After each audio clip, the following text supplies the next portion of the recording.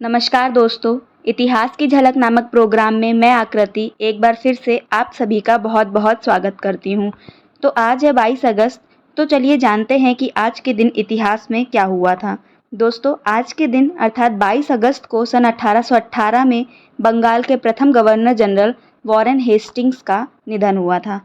तो चलिए आगे चलते हैं और जानते हैं कि ये कौन थे और इनके बारे में क्यों जानना चाहिए। वॉरेन हेस्टिंग्स का जन्म 6 दिसंबर 1732 को ऑक्सफोर्डशायर के चर्चिल नामक स्थान में हुआ था।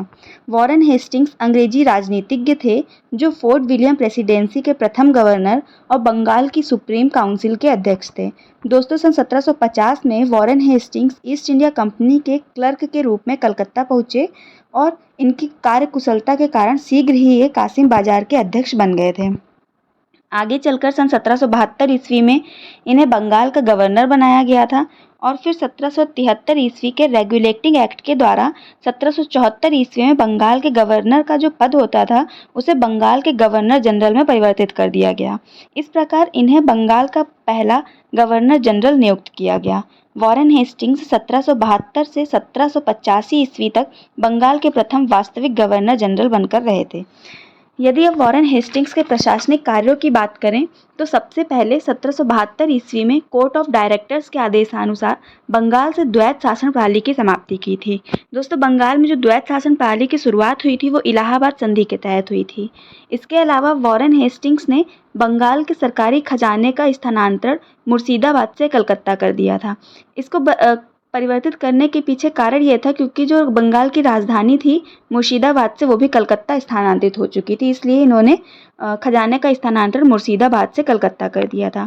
इसके अतिरिक्त इनके शासनकाल में प्रथम आंग्ल मराठा युद्ध, द्वितीय आंग्ल मैसूर युद्ध हुआ था और इसके अतिरिक्त 1781 ईस्वी में कलकत्ता में एक मदरसा खोला गया था। और दोस्तों, वॉरेन हेस्टिंग्स ने अपने कार्यकाल के दौरान न्याय सुधारों के अंतर्गत जमींदारों से न्यायिक अधिकार छीन लिया था और इनकी न्यायिक व्यवस्था मुगल प्रणाली पर आधारित थी। इसके अलावा बंगाल, बिहार, उड़ीसा के हर एक जिले में 2 प्रकार की अदालत खोली गई, जिसमें पहली थी जिला दीवानी अदालत और दूसरी थी जिला फौजदारी अदालत। जिला दीवानी अदालत में जिला स्तर के सभी दीवानी मुकदमे देखे जाएंगे, जैसे परिवार, संपत्ति, भूमि इत्यादि से संबंधित मामले होंगे वो जिला दीवानी अदालत में देखे जाएंगे और दूसरी तरफ जो जिला फौजदारी अदालत थी वहाँ पर आपराधिक मामले देखे जाएंगे, जैसे चोरी, डकैती, अपहरण इत्यादि मामलों को देखा जाएगा। दोस्तों, गवर्नर जनरल के रूप में वॉरेन हेस्टिंग्स की 2 कारणों से बहुत बुराई हुई थी।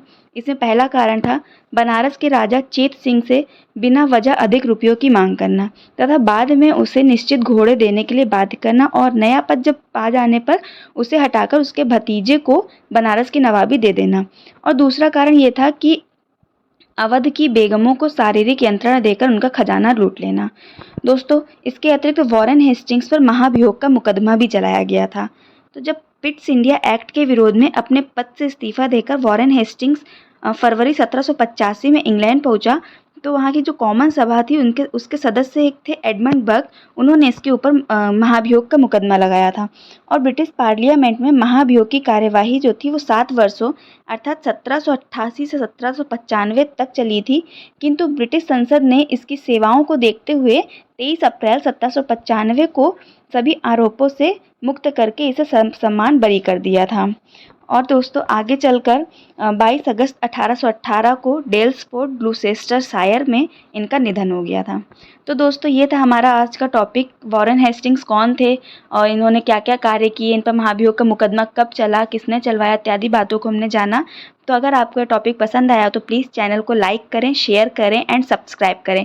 और अगर आपका कोई भी डाउट या क्वेरी है या आप हमें कोई सुझाव देना चाहते हैं वीडियो को बनाने से संबंधित तो प्लीज़ कमेंट बॉक्स में कमेंट करें। Thank you so much.